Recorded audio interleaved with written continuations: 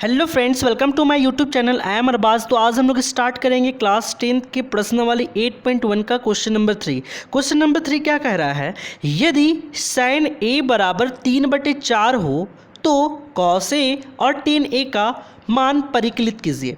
यहाँ पे जैसे कि क्वेश्चन में ये दे रखा है कि sin a का मान 3/4 दे रखा है, तो उसी तरीके से cos a का मान क्या होगा और tan a का मान क्या होगा वो आपको निकालना होगा। तो चलिए इसको सॉल्व करते हैं और कैसे सॉल्व करेंगे वो मैं बताता चलता हूँ।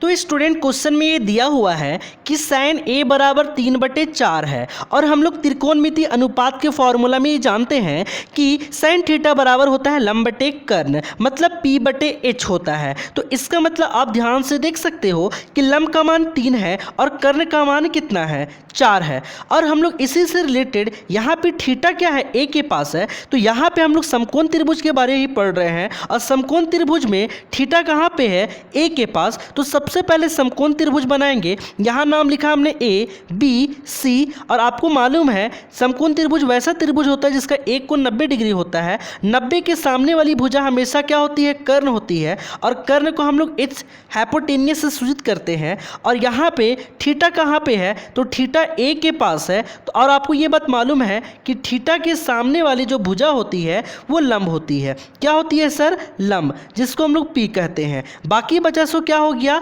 आपका आधार हो गया, जिसको हम लोग बी से सूचित करते हैं। ओके, अब यहाँ पे sin a बराबर लंब बटे कर्ण दिया हुआ, मतलब p और h का मान दिया हुआ है। तो p का मान कितना है, तो p का मान 3 है। h का मान कितना है, तो h मतलब कर्ण का मान 4 है, मतलब हम लोग को आधार निकालना है। मतलब यहाँ से आप देख करके बता सकते हो कि p का मान 3 है, h का मान कितना है, मतलब कर्ण का मान 4 है। तो हम लोग को b का मान निकालना पड़ेगा। और ये b का मान कैसे निकालेंगे, पाइथागोरस प्रमेय से। और पाइथागोरस प्रमेय क्या होता है, तो देखिए, तो सर पाइथागोरस प्रमेय होता है कर्ण स्क्वायर बराबर लंब स्क्वायर जोड़ आधार स्क्वायर, जिसको मैंने इंट्रोडक्शन पार्ट में बनाया था। अगर आप नहीं देखे थे तो देख लीजिए, मैंने वहाँ पे अच्छे से समझाया था। तो कर्ण ये है, लंब ये है, आधार ये है, तो आधार निकालना है। तो यहाँ पे जरा लंब का मान बताएंगे, तो लंब p है और लंब का मान 3 है, तो 3 का स्क्वायर हो जाएगा। सॉरी, यहाँ पे कर्ण का मान 4 हो जाएगा, कर्ण 4 है ना, 4 का स्क्वायर। और लंब कितना है सर, 3 है, तो 3 का स्क्वायर हो जाएगा। और आधार मतलब b नहीं पता तो ऐसे ही लिख देंगे b का स्क्वायर। और चर चौके होता है 16, और यहाँ पे 3 तिया 9 प्लस b स्क्वायर वैसे ही लिख देंगे। अब थोड़ा ध्यान देंगे, ये प्लस में उधर जाएगा तो माइनस में,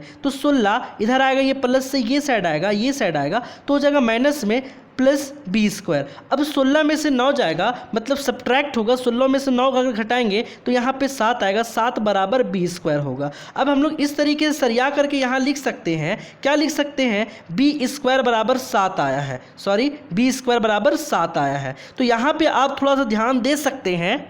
ध्यान ये देना है कि स्क्वायर जब बराबर के वो साइड जाता तो रूट बन जाता है, तो b बराबर हो जाएगा √7, मतलब b का मान, मतलब आधार का मान आ चुका है √7। तो यहाँ पे हम इस त्रिभुज में मैं लिख देता हूँ b का मान, आधार का मान √7 आ चुका है। अब देखिए, लंब भी पता है 3, कर्ण भी पता है और आधार भी पता है। तो हम लोग को निकालना क्या है, cos a और tan a का मान। तो cos a का फॉर्मूला मैंने बताया था, b/h होता है आधार बटे कर्ण, और tan a का मान लंब बटे आधार p/b होता है। तो चलिए इन दोनों का ही मान निकालते हैं।